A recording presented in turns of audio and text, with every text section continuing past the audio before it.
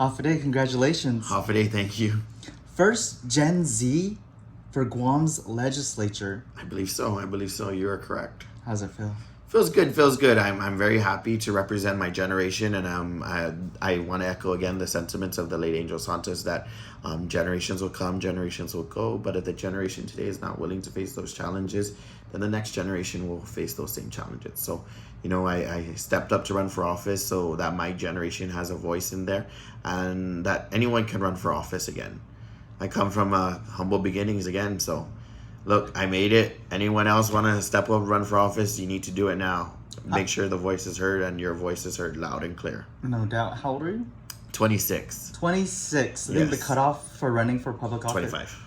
Right on the cusp. But I'm not the youngest candidate. I think everyone thought that I was, but the youngest candidate ever to seek office and win is Mr. Orsini. Senator Orsini was elected 24, inaugurated 25. Wow.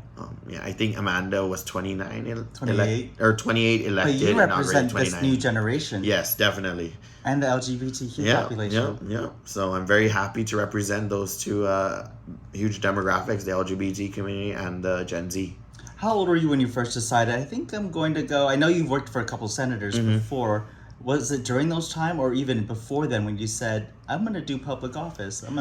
Well, I think public service has always been my niche. I've always loved helping people. Growing up, I always liked to go to rosaries and family gatherings over hanging out with at the bars or whatnot. I always rather go help the family and friends. I think when I was growing up, I preferred helping people, especially in school. I wanted to join every club out there. I took on leadership roles, but at the end of the day, it wasn't about recognition. It was just about having a good, successful program and getting things done. People are really excited to see what you and all the newcomers have to bring to the table. What do you want to say to people who fall within your demo? Well, I'm going to do my very best to represent you and be as open as possible and serve with integrity and honesty. So hopefully I do good. And if I don't, come find me at my office. You pay taxes. You can find me anywhere. Yeah. Anything else you want to add just about some of the new things you have to bring to the table, being among the young leaders taking charge? Well, I come with experience. I come from humble beginnings as well. I grew up in a tin roof house. I grew up in Barragata in a small home, and also grew up in Jigo too. My last name hails from the south, so I think I had a really good niche with all the villages. But we are going to work hard to serve you, the people of Guam, and I will do my very best.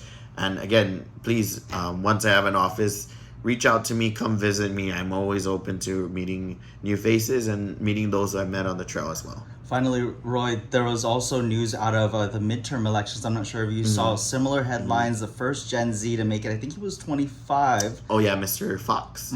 Yeah, from Florida. Yeah. Maxwell Frost, I think. Yeah, so I'm very much happy that we're having a lot of up and bringing a younger generation, Gen Z, stepping up to serve our island, and not only our island, but our nation. So, we got to have representation across the board from our nennies to our nanas. Hopefully this is a start of bringing out more of the voters in that age group as well. That is one of my biggest discomforts with this past election and the previous election. We definitely have seen a little drop. I mean, a huge drop, I guess, is like our tourism market. It's a huge cliffline drop from our voter base. Not only is registration spiked, but it's also shown that a lot of people will register, but they don't show up to the polls, and it's very unfortunate. We got to figure out how to get those people out there registered to vote and also show them that they can trust the government again, because I think our population in the latest census is like upwards of 180 or maybe less than 180. But if only 20,000 people are showing up to vote, then it's very much not the voice of Guam entirely, right? We got to work on having everyone's voice heard loud and clear.